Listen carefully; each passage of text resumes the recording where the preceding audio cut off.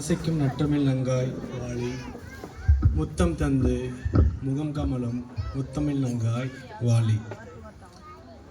The respected management members of St. Joseph International School, CBSE, Karmandurai, the most respected principal of this esteemed institution, Mr. Raja, the learned teachers and beloved parents, my dear lovable students, good afternoon everyone. It's a real pleasure to be here today celebrating this special milestone with all of you, the little graduates, their parents and dedicated students. Today we celebrate the hard work and dedication of these young learners. They have learned so much, made new friends and grown into confident, curious individuals. From learning their ABCDs to mastering their colors, they have taken their first step towards a bright future. As you move forward, remember to always be curious, keep learning, and never be afraid to learn new things.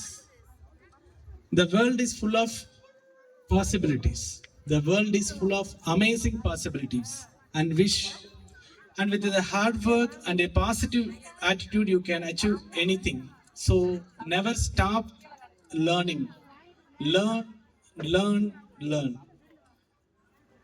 So பெற்றோர்களே, நாமெல்லாம் கொடுத்து வைத்தவர்கள்.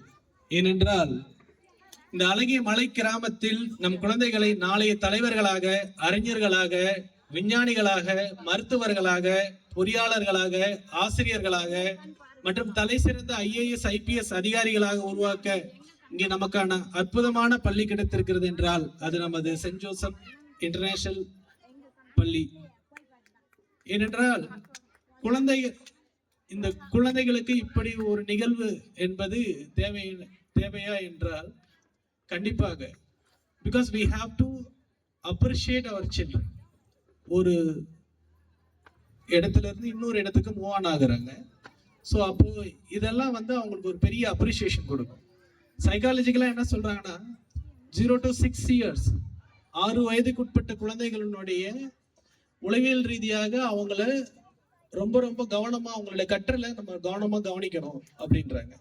அவங்களுக்கு ஏதாவது ஒருவேளை learning disabilities இருக்கு, இல்லை கற்றல்ல சிக்கல் இருக்கு, இல்லை ஸ்லோ லேர்னர்ஸ் தான் இருக்கிறாங்க, ஏதாவது இருந்தாலுமே இந்த காலகட்டத்தில் எப்படிப்பட்ட லேர்னிங் டிசபிலிட்டிஸ் இல்லை லேர்னிங் டிஃபிகல்டிஸ் இருந்தாலும் டெஃபினட்டா அது நம்ம சரி பண்ண முடியும்.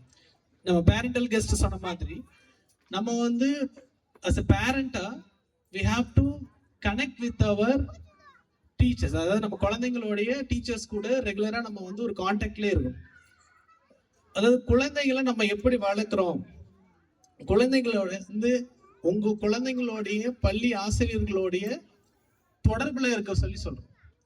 அதாவது ஒவ்வொரு அட்லீஸ்ட் ஒரு வீக்ல இல்லை மந்த்லி ஒரு ட்வைஸ் ஒரு ஓவர் ஃபோன்லேயோ இல்லை நேரம் என்ன படிக்கிறாங்க, என்ன செய்யறாங்க அப்படின்ற மாதிரி கேட்டு தெரிஞ்சு வச்சுட்டோம் அப்படின்னா அது டெஃபினட்டா அவங்களோட அகாடமிக் ப்ராக்ரஸ் என்ன இருக்கு, அவங்களுக்கு என்ன லேர்னிங் டிஃபிகல்டிஸ் என்ன இருக்கு அப்படின்னு நம்ம தெரிஞ்சுட்டோம்னா இது எப்படின்னா பேரண்ட்டும் டீச்சரும் சேர்ந்தா மட்டும்தான் அவங்களுடைய லைஃப் ஒரு நல்ல ஒரு லெவலுக்கு கொண்டு போக முடியும். ஸோ பெரும்பாலும் நம்ம என்ன பண்றோம் அப்படின்னாக்க இந்த குழந்தை வளர்ப்பு இருக்கக்கூடிய ஒரு பெரிய சிக்கல் என்னன்னா குழந்தைங்களை பார்த்துக்கிறதுக்கு என்ன ஈஸியஸ்ட் வேன்னு சொல்லி பார்த்தோம்னா அவங்க கையில மொபைலை கொடுத்துருது. எத்தனை பேர் பேரண்ட்ஸ் மொபைல் கொடுக்காம நான் வளர்த்துறேன் அப்படின்னு சொல்லுங்க. Can you raise your hand? இப்ப கூட பாருங்க அங்க ஒரு குழந்தை. ஸோ பெரும்பாலும் நம்ம என்ன நினைக்கிறோம் அப்படின்னாக்க இன்னைக்கு குழந்தைங்களோட பேசுறதே குறைஞ்சிச்சு. குழந்தைங்களோட பேசணுமா அப்படின்னு சொல்லி நம்ம நிறைய பேருக்கு கேள்வி கூட இருக்கும் அந்த கூட்டத்துல. டெஃபினட்டா தே ஹேவ் மெனி திங்ஸ். நிறைய அவங்களுக்கு கிரியேட்டிவிட்டி இந்த டைம்ல தான் வரும், நிறைய கேள்விகள் வரும். ஸோ நம்ம லைஃபே நம்ம யாருக்காக இருக்கு அப்படின்னா நம்ம குழந்தைங்களுக்காக தான் இருக்கு. நம்ம என்ன பண்றோம் அப்படின்னாக்க என்ன தோணுன்னு சத்தம் போட்டுட்டே இருக்கிறாங்க, அழுகுறாங்க அப்படின்னு சொல்லிட்டு நம்ம என்ன பண்றோம், மொபைலை கையில கொடுத்தோம். ஸோ ஸ்டடீஸ் என்ன சொல்லுது அப்படின்னா, இந்த மாதிரி மொபைல் அடிக்ஷன் நிறைய அவங்களுடைய கிரியேட்டிவிட்டியை வந்து பாத்தீங்கன்னாக்க சப்ரஸ் பண்ணிடுது, அவங்களோட சிந்தனை திறனே போயிடுது. ஸோ அன்னோயிங்கா நம்ம என்ன பண்றோம் அப்படின்னாக்க, நம்ம குழந்தைங்களுடைய அறிவு கூர்மையை நம்மளே மழுங்கடிக்கிறோம். ஸோ என்ன பண்ணணும் அப்படின்னு பார்த்தா, முடிஞ்ச அளவுக்கு try to talk with your children. உங்க குழந்தைங்க கூட பேசுங்க, என்ன சொல்றாங்க லிசன் பண்ணுங்க. உங்களுக்கு புரியுதா, இல்ல வந்து உங்களால அவங்களுக்கு ஈக்குவலா ரெஸ்பாண்ட் பண்ண முடியல, அதெல்லாம் செகண்டரி. ஃபர்ஸ்ட் வந்து அவங்க கூட கன்வர்ஸ் பண்ணுங்க, பேசுங்க. ஸோ வாய்ப்பு கிடைச்சா ஒரு அவங்களுக்கு புத்தகத்தை இன்ட்ரோடியூஸ் பண்ணுங்க. சார் எப்படி சார்னா, நிறைய நம்ம நினைக்கிறோம் குழந்தைங்களுக்கு என்ன சார் பொதுவா படிக்க தெரியுமான்னு கேட்டா, நம்ம டெக்ஸ்ட் புக்ஸை தாண்டி பொது புத்தகங்களை அவங்களுக்கு வந்துட்டு இன்ட்ரோடியூஸ் பண்ணுங்க. வாய்ப்பு கிடைச்சதுன்னா வருஷத்துக்கு ஒரு 2 முறை ஒரு ஜெனரல் லைப்ரரிக்கு கூட்டிட்டு போறதுக்கு பாசிபிலிட்டிஸ் இருந்தா கூட்டிட்டு போங்க. டெஃபினட்டா இப்படி வளரக்கூடிய குழந்தைங்களோட தான் ஒரு பெரிய அறிவாளிகளா, அறிஞர்களா, பெரிய தலைமை பண்பு மிக்கவர்களா வராங்க. ஏன்னா readers R leaders, leaders are readers. So கண்டிப்பா நம்ம போன்ற எளிய மக்களுக்கு எது முக்கியம் அப்படின்னு பார்த்தா கல்வி தான் முக்கியம். இந்த கல்வியினால் எது வேணாலும் சாத்தியம். இங்க கல்வி நமக்கு வந்து ஒரு எட்டாக்கனியா இருந்த காலகட்டத்துல நமக்கு தலை சிறந்த கல்வியை வழங்கியவர்கள்ல மிக முக்கியமா நம்ம சொல்லணும்னா இந்த மாதிரியான கிறிஸ்டியன் மிஷனரிஸ் ஸ்கூல்ஸ் தான்.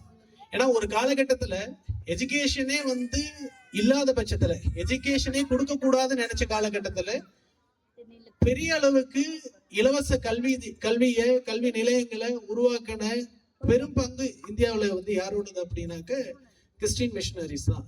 நம்மளாம் வந்து அவங்களுக்கு வந்து லைஃப் லாங் கிராட்டிடியூடா இருக்க வேண்டியது இருக்குங்க.